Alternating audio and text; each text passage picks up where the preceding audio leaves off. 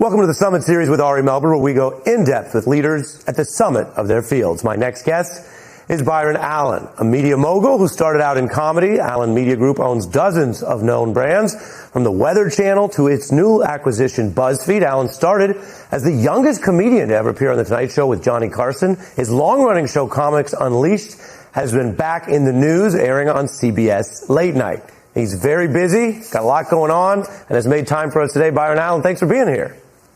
Are you kidding me? First of all, I watch you all the time. I just want to say, Ari, I am totally flattered that you shaved for this interview. You are clean shaven today. I mean, sometimes I watch your show, I go, did he just come back from camping? But no, today you shaved for me, and respect. I have to tell you, I am just honored. You're proving that you are a regular viewer. I only shave a couple times a week, and I shave for you. So there we go. Let me tell you something, man. If that's a couple of times a week. Sometimes I see your growth. I go, no, that's a month. That's a month. Like, dude, it's like, and then now look at you. Look at you. Look like you're trying to get a job. You already have the job. You already have the job. You got to dress for the job you want. So we're going to get to all the reasons you've been in the news, including the way you're building business and media, which is really interesting at a time of great shifts. But with where you started out on stage as what they call the talent. How did that inform how you've built your own business to become an owner? You know, I quickly learned that it's business show, not show business. You don't want to be out here and people, deciding what you're good for, not good for. You're good enough, not good enough. And I just always appreciated the business side as much as the show side. And I knew that if I learned the business side, I can do as many shows as I wanted. And I was fortunate enough to start that, when I was 18, 19 years old. That put me on the path to where I am today. Yeah, you mentioned that age, really young. We pulled it. Let's take a look at you. 1979 Tonight Show. I'm 18. Favorite class is algebra. See, because I have a real hip teacher. Gives us problems we can relate to. It's like, if Bob has 100 Hostess Twinkies, eats 87 of them, how many joints did he smoke? Studied Thomas Jefferson, and guy wrote the Declaration of Independence. It's like all men are created equal. While he was writing, he had 3 slaves in the background going, "Yes'm, that's right." Tell us about the confidence, what today they sometimes call the swagger, to just be out there that young on that kind of intimidating stage. And what do you know that young guy might not have? Oh, wow. I was 18 at the time. It was something I started doing stand-up when I was 14 in the summer of 75 at the Comedy Store. And my mom used to give tours of NBC. And, my mom's beautiful, brilliant, and she and I came out from Detroit, Michigan when I was 7 years old to L.A., summer of 68. And she ended up getting into UCLA and getting her master's degree in cinema TV production. And she went around looking for jobs, and she went to NBC, and she asked for a job. They said, we don't have any jobs. And she asked, do you have an intern program where I could work here for free? They said no. And then she asked a question that changed our lives forever. She said, will you please start one with me? And they said yes. And so she started giving tours. She was a tour guide there and later worked in the publicity and marketing department at NBC. But, she started there giving tours of the NBC studios in Burbank. And she could not afford childcare. So I used to go to work with her after school quite often and during the summer and on the weekends. And that's when I saw Johnny Carson tape The Tonight Show. And then I'd walk across the hall and I would watch Flip Wilson tape his show and Red Fox do Sanford and Son and Freddie Prinze do Chico and the Man. And I thought, what a wonderful way to go through life, making people laugh. So I started doing stand-up when I was 14 years old at the Comedy Store. There was a comedian on the Gladys Knight and the Pip Summer Show. And I knocked on his door and I said, how do you become a comedian? And he said, go to the Comedy Store. And I go, well, what's the name of that show that's going to start in the fall that you created? He said, Welcome Back, Kotter. It was Gabe Kaplan. And I went to the Comedy Store. They said, I called them up. They said, we have tryout nights on Monday night. A lot of people get here to try and be a comedian. So you might want to get here early. He said, the doors open at 7 p.m. I got there at 9 a.m. And I sat on the curb and just wrote jokes and waited for the door to open. And I did my first night there. And this guy saw me. And I just started doing stand-up, and he told me Jimmy Walker might be interested. I ended up writing jokes for Jimmy Walker and with David Letterman and Jay Leno on Jimmy's writing staff. I got 25 a joke. They got 200 a week. And I never stopped doing stand-up. And it's just something I said, I'll do this for free for the rest of my life. And so when I got on that show with Johnny Carson, it was a dream come true.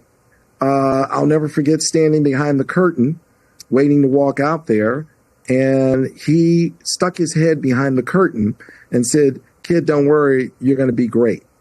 And the two guys who opened the curtain for you said, we've been opening this curtain for him for years, and we've never seen him get up from his chair and say anything to anybody. And I said, wow.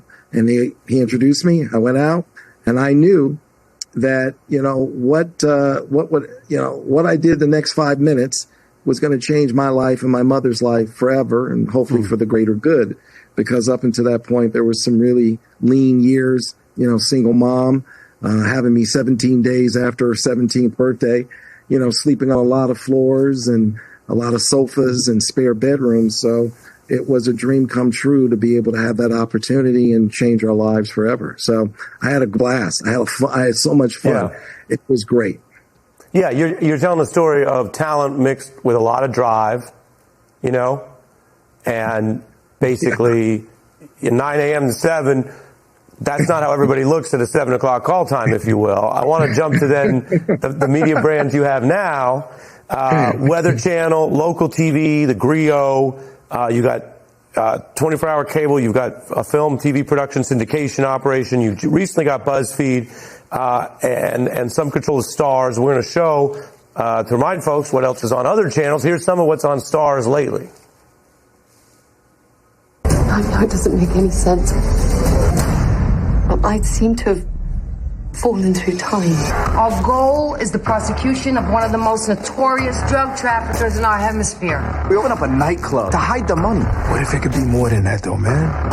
He had written a masterpiece, and I was nothing but a spectator. Maybe God doesn't speak to you because you bore him. A man must accept his fate or be destroyed by it. So when you look to acquire stakes of companies or full companies, what are you looking at? Is it different than the metrics others might use? What are you building in your empire here?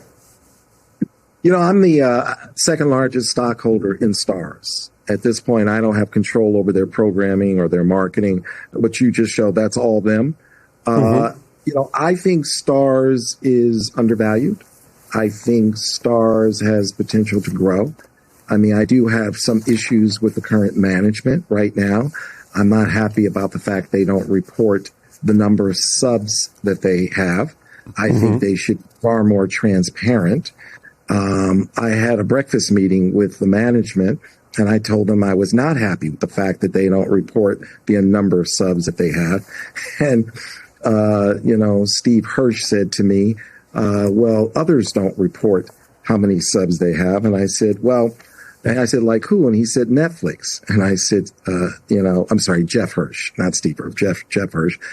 And I said, so I had breakfast with Jeff Hirsch to talk about the fact that I wasn't happy that they don't report the number of subs that they have.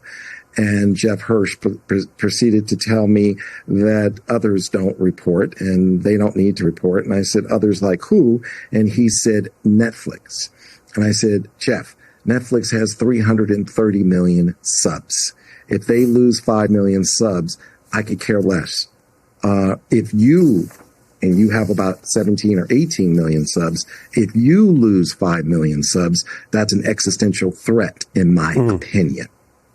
So there are things that, I would say there's friction between us and the current management of Stars.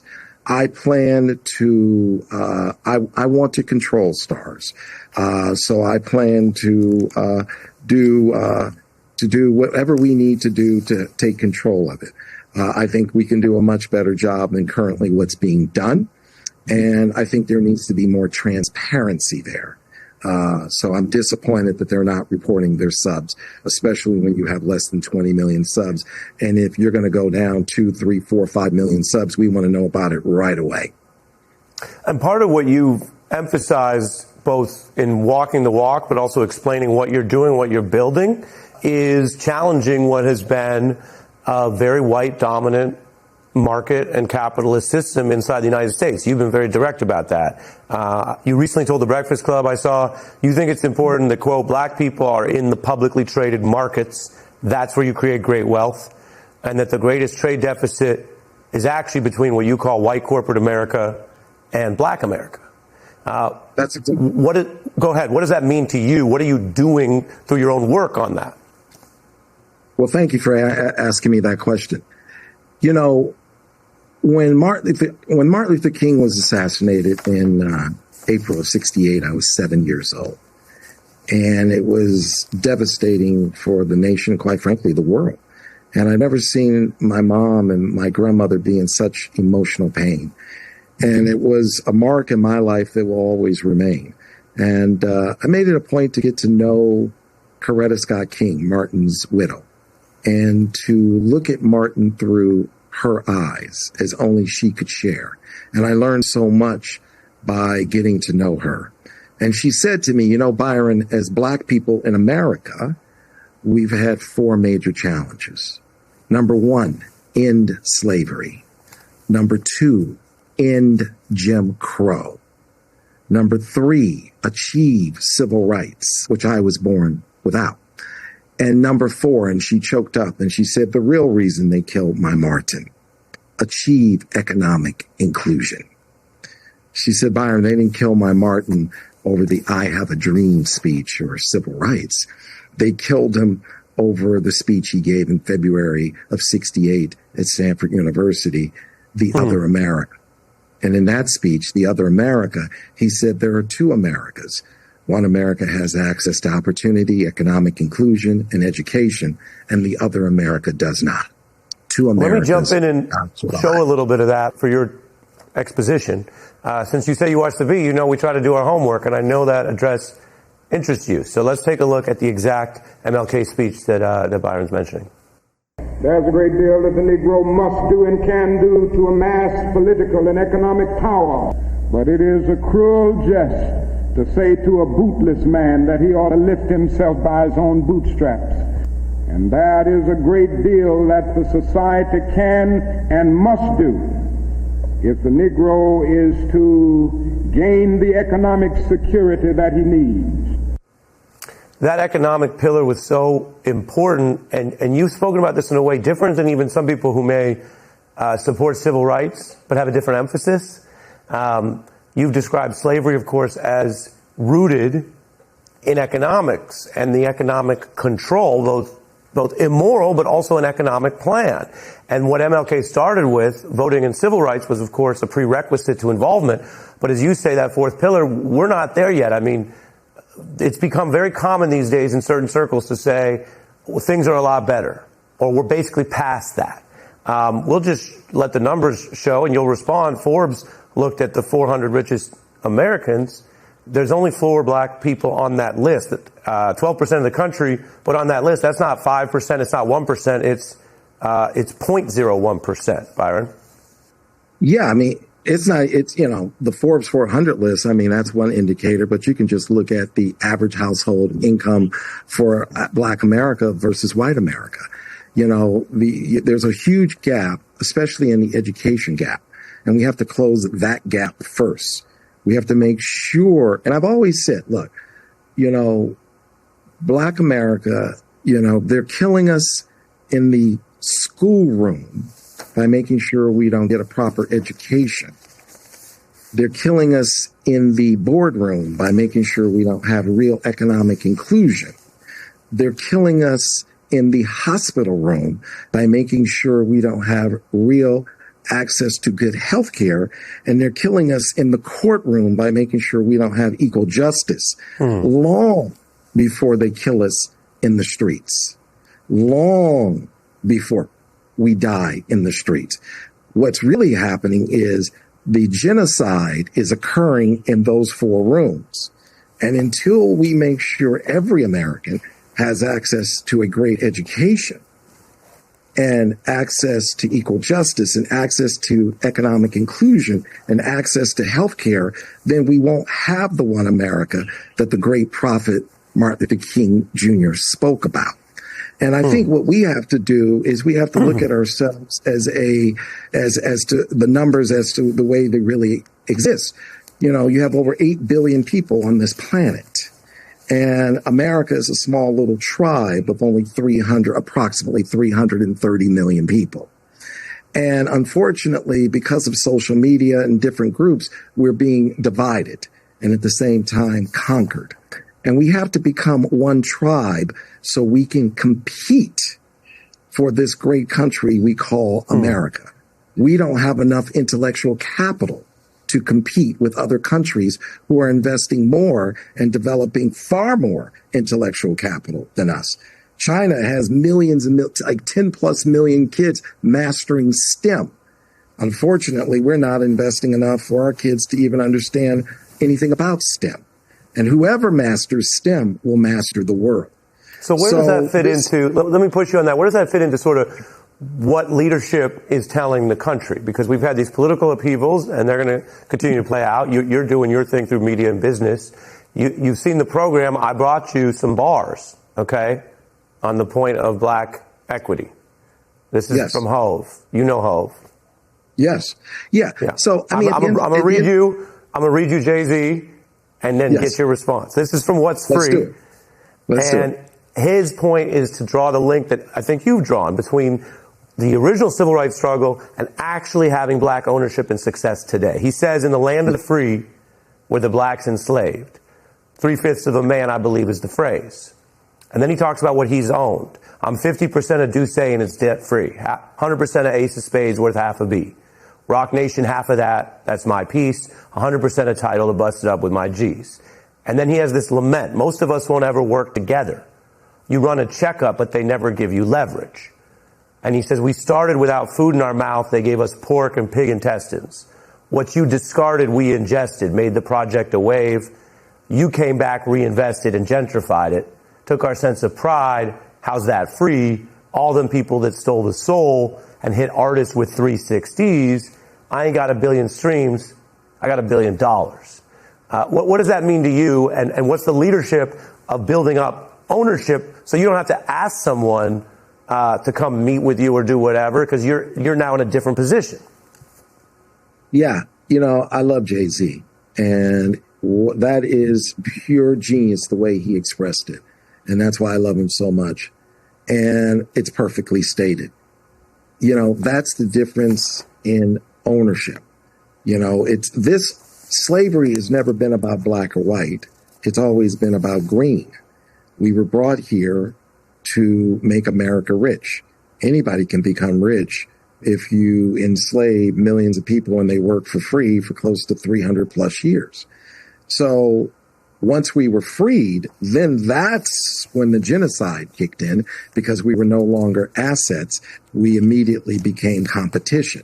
And they decided, we do not want to share this great American economic pie with you. And then that's when lynching started. That is when the incarceration started. That is when they said, okay, you can't have access to a proper education or economic inclusion, loans that are not predatory.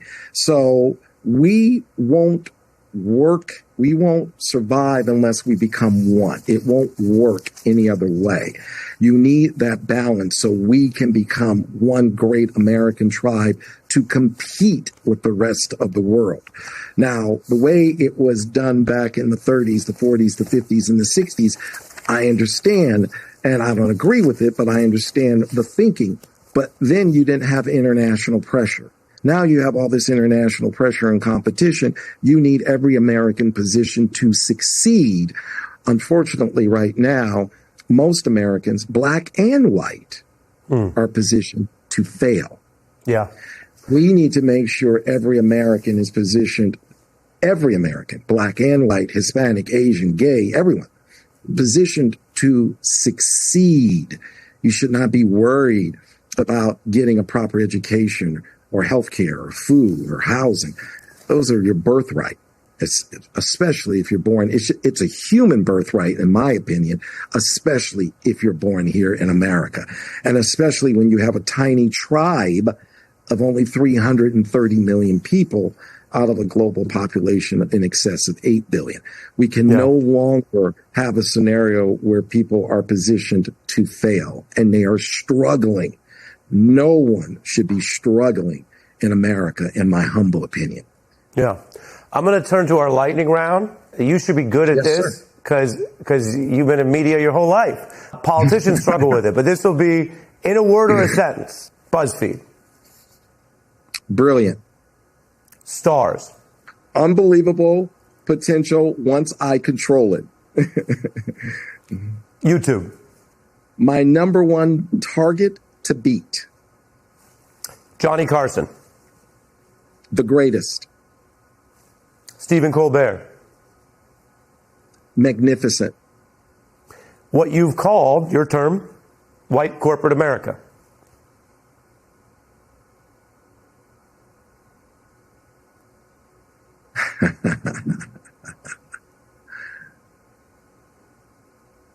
What's the best way to put this one?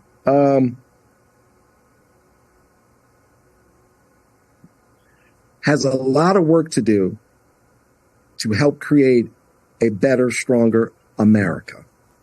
Okay. Finish this sentence, and this is where people want to learn from you. The most important thing in negotiating is balance. It's time to walk away from a deal when imbalanced. The future of streaming is everything and forever. Being broke means temporary mindset. Having $1 billion means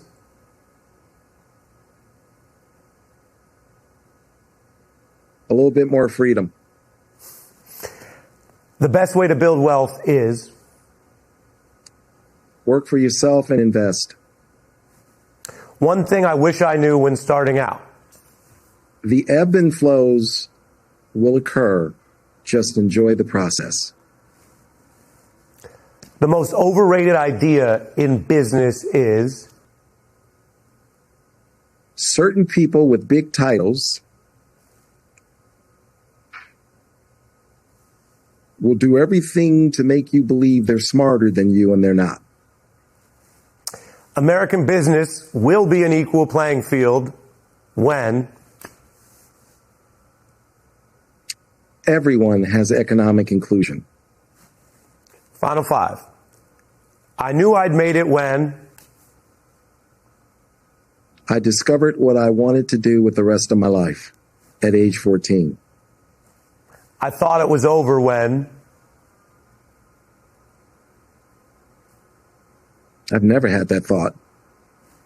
Respect. Failure means not pursuing your dreams with 1,000% of your passion. Success means pursuing your dreams with 1,000% of your passion. And reaching the summit means never reaching it and always setting new goals and going higher. That's how you look at it. You don't have a destination on this path. No, there's no destination. You just keep going higher. That's just how we're wired as human beings. Look at the Model T and then look at the car today. We could have stopped with the Model T, but Henry Ford didn't. Bars. We're human beings. We evolve. You never hit the summit. Yeah, you want to keep moving forward. Byron take it Allen, to a whole other universe. Yes, sir. From the business tips to equity to, of course, the shaving tips. Appreciate you spending time with us tonight. Thank you, Byron. Ari, keep shaving. Keep shaving, man. Yes, sir. All right, I'll see you soon. Thank you, man. You got it, my friend. Thank you.